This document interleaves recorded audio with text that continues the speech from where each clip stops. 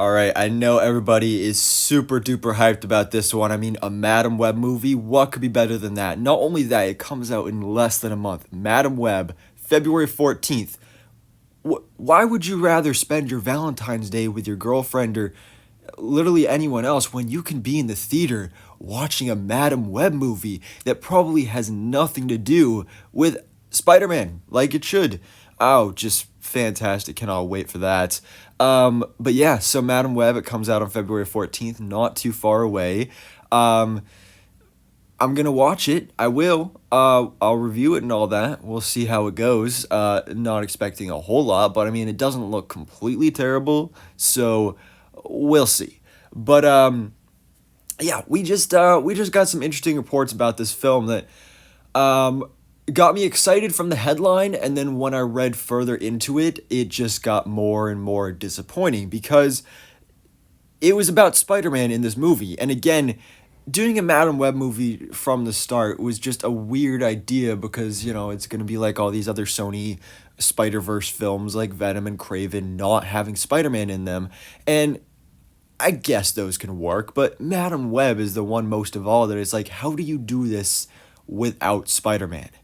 And I mean, based off the trailer and everything we've heard about this movie, it still is all about Spider-Man. Spider-Man's just not going to be in it. So, of course, the question is then, who is the Spider-Man of this universe? Now, that gets kind of complicated and confusing because, I mean, the movie, I don't really know. Like, does it take place across multiple universes? Like, that's kind of like Madam Web's whole thing, is she's like a multiverse person. But in the trailers, it looks like she's just like seeing the future and stuff like that. So, I don't really exactly know. Like, are these this team of spider people, spider women that we have in this movie, are they all from the same universe or are they from different universes? I don't know, but Madam Web is going to be connected to some sort of Spider-Man or not. Because it was just talked about on Jeff Snyder's podcast. Jeff Snyder, super duper reliable source, talking about how Sony wanted Andrew Garfield to be the Spider-Man of this universe. That Madam Web was going to confirm this. I don't know if this exactly means that Andrew Garfield was going to actually appear with a cameo or anything like that, or if there was just going to be some background stuff hinting towards being in the same universe. But that could just be a whole Morbius thing all over again, where all the trailers had like the Daily Bugle logo from the Raimi movies and the Raimi suit on that mural, but then also the TASM Oscorp building, and then none of that was even in the movies. So this, I mean, as much as like, again, we don't know how this movie is going to go. For all we know, it could actually be good. Again, that remains to be seen.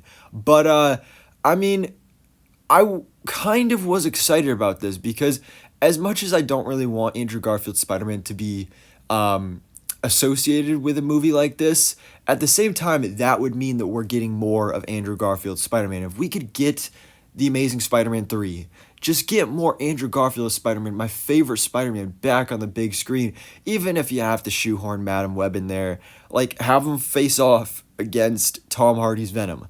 I think that would be great. I mean, Tom Hardy's Venom versus Tom Holland's Spider-Man, I guess that's okay too, but I think I'd rather see him fight Andrew Garfield's Spider-Man.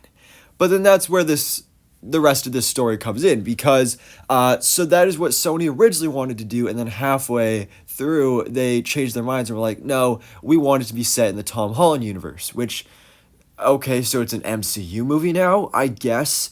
That's a thing. So I mean, there's been rumors about Spider-Man 4, of course, starring Tom Holland, whenever that ends up getting off the ground, that movie will merge the Sony universe and the MCU together. So I guess we're just completely abandoning Andrew Garfield and the Amazing Spider-Man universe, and we're just going full on with the MCU. So we'll see how this goes. I don't really know how to feel about this yet, but again, we'll see. But then Sony changed their minds again, because then they realized, wait, the timeline doesn't match up there, because this Madam Web movie takes place in the early 2000s, probably much before Tom Holland's Spider-Man was born. And so they're just removing completely all Spider-Man references in Madam Web, which, pulling a Morbius again, I guess.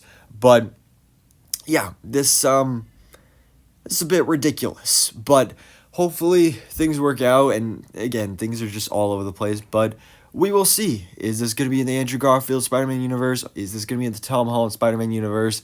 Or is there going to be no Spider-Man at all? Rumors are there's not going to be a post-credit scene for this film, so I'm assuming that's because of this whole debacle with not figuring out which Spider-Man is going to be.